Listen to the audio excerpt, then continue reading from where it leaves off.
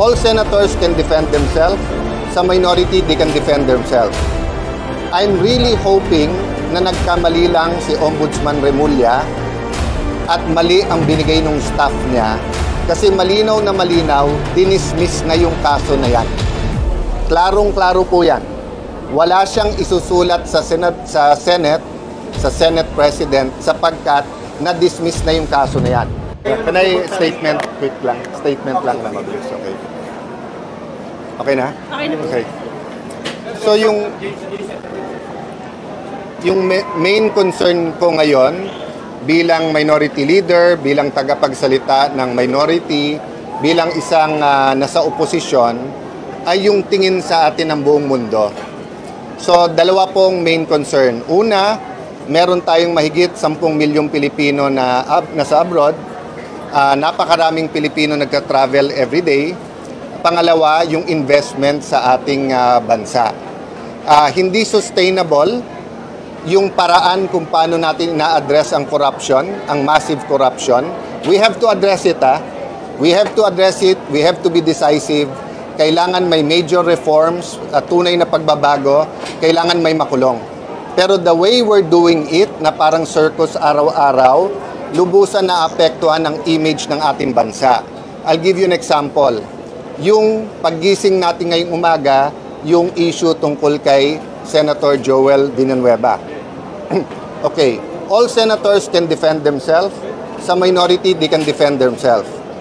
I'm really hoping na nagkamali lang si Ombudsman Remulla at mali ang binigay ng staff niya kasi malinaw na malinaw, dinismiss na yung kaso na yan. Klarong-klaro po yan. Wala siyang isusulat sa Senate President sapagkat na-dismiss na yung kaso na yan. At kung titignan mo bakit na-dismiss, malinaw na hindi marireverse. First, ang pirma ni Joel doon ay forged. Hindi niya pirma. Pangalawa po, ang nakalagay sa letterhead, Buhay Party List. Siya po ay representative noon ng CBAC Party List. No? So this is not even a debatable matter. So I know Boying Remulla. He is a man of duty. May sense of duty yan. Nabasa ko mga statements niya bago siya maging ombudsman. Naniniwala ako gusto niya ng tunay ng pagbabago. Marami akong issues na hindi agree sa kanya, but I see his sincerity na gusto niyang parusahan ang dapat parusahan. Unfortunately, parang naging circus nga, palakasan ng palakpak.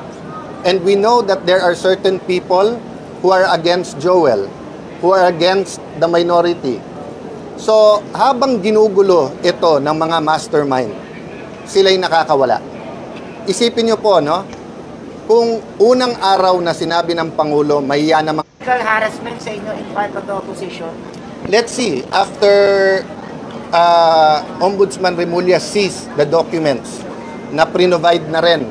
Yung iba dun, sa inyo sa media na mismo, lumabas. Yung iba kay Senator Joel, di ba? So sa akin, right now, benefit of the doubt, nagkamali lang. Right now. Pero yun nga, makikita nyo tuloy ngayon, in context ng flood control, na talagang yung iba sa amin ay target talaga. Sir, sinong umaatake sa inyo? Sino? Sorry? Sino ang umaatake sa inyo sa Senado? Many, but definitely the mastermind. Can you Hindi name ba the mastermind?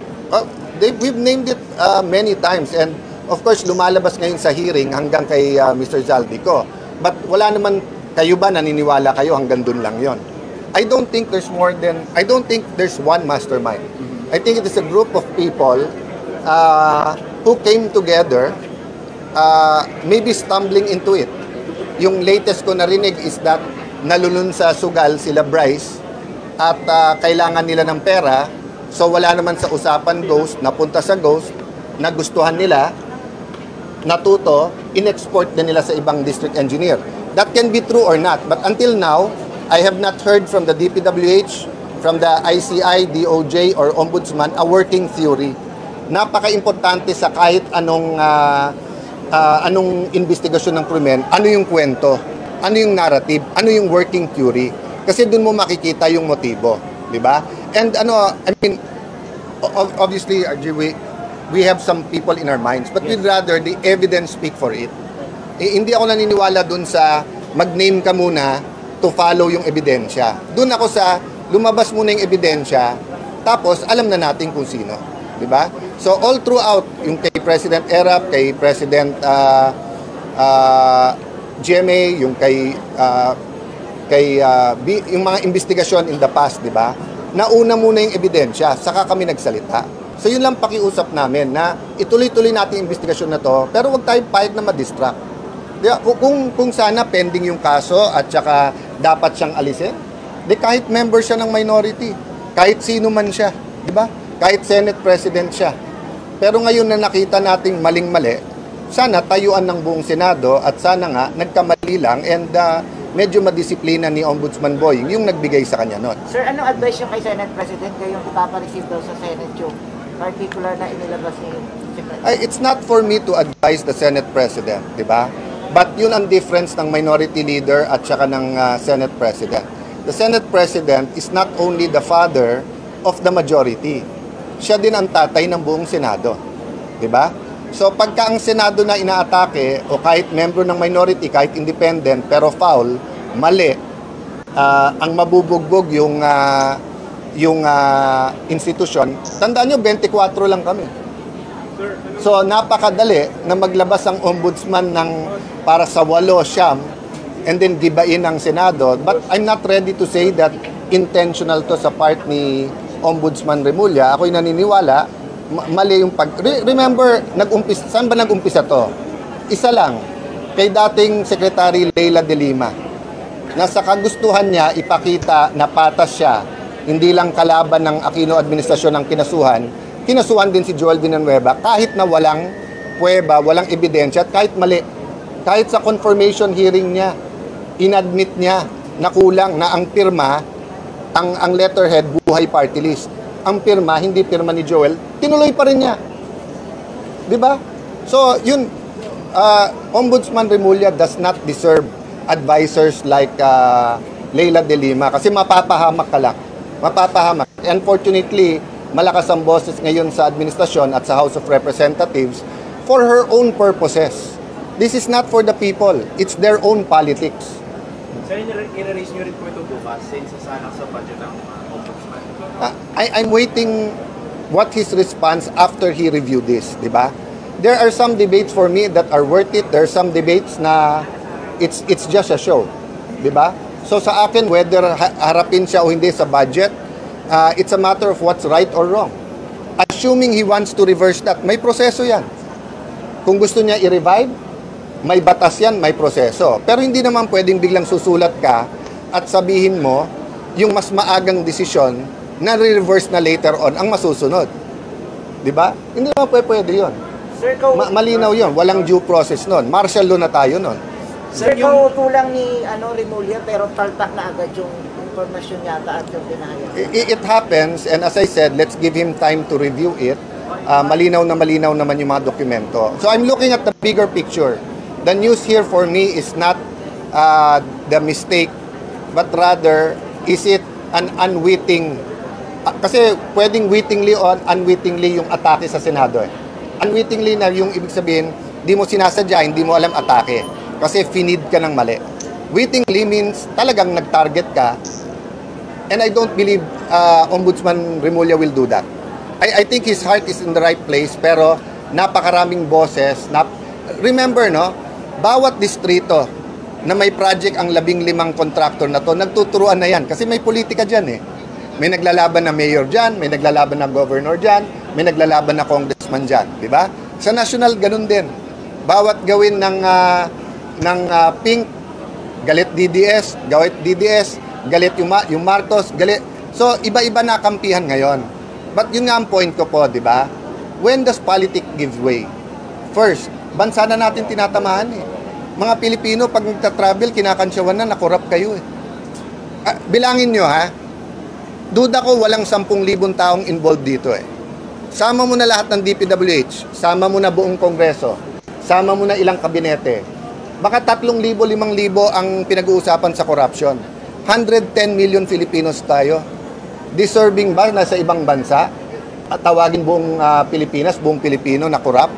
Kaya nga in-expose eh, di ba? Sa atin, sa local, naiintindihan natin yan. Naiintindihan natin na hinahabol natin corrupt. Pero sa abroad, hindi eh.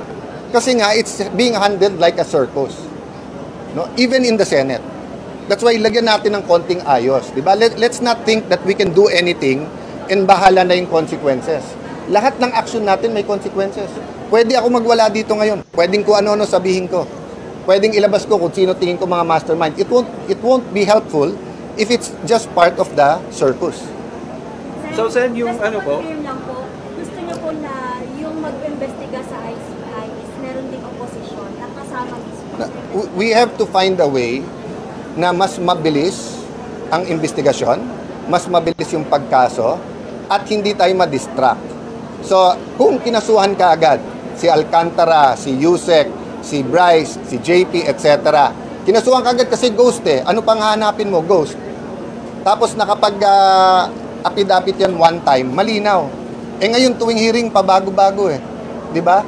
So, ang problema sa ICI, sila mismo nagsabi, kulang kami sa power.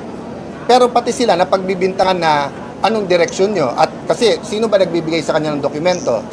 Aside from yung mga gumawa nito, DOJ, DPWH, Office of the Ombudsman. Diba? So, wala rin tayong tagabantay doon. What's your comment po na ina-live na yung hearing sa ICI? Very good. Thank you ICI na nakinig kayo. Diba? And thank you na kayo mismo nagsasabing you need more powers. But sa akin din, let us bulletproof them in terms of yung faith ng tao. And the way to bulletproof, magsama ng ilang religious leaders, magsama ng isang oposisyon, then make them independent. Sa US, pag independent prosecutor ka, ang pera mo at gagawin mo, independent ka talaga. Hindi depende yan sa administrasyon. So there's much more we can do. In fact, ang bill na yan kay Senator Soto, kay SP, yung na-legislate yung ICI. But definitely it has to be faster and kailangan bullseye, kailangan focus tayo. Dapat ba sir may contempt power na yung ICI? No doubt. No doubt. Isipin mo ang Senado mag-hearing, walang contempt power. Di walang pumansin. Buti na lang sa galit ng tao, sumusunod sa ICI. Ang problema nga, nililigaw. Sir, Ako, it's clear to me na ang Oplan lahat ngayon, Oplan, nung una, Oplan ligaw. Nililigawan yung mga witness na wag kumanta, wag ganyan. Ngayon, ang Oplan na iligaw. Iligaw kung outside kung sino yung mga most guilty dito. Sen, si former Senator Trillanes nag-file ng plunder case against Senator Bongo and former President Duterte. Your opinion on that, Sen? Yeah. You know my opinion about the different people, etc. People who lie can tell the truth. People who tell the truth can lie. So the document and the evidence will speak for itself. I'm confident Bongo can defend himself. Diba? So yun ang proseso. So if anyone has anything against anyone, i-file nyo. Diba? Yun ang tamang proseso.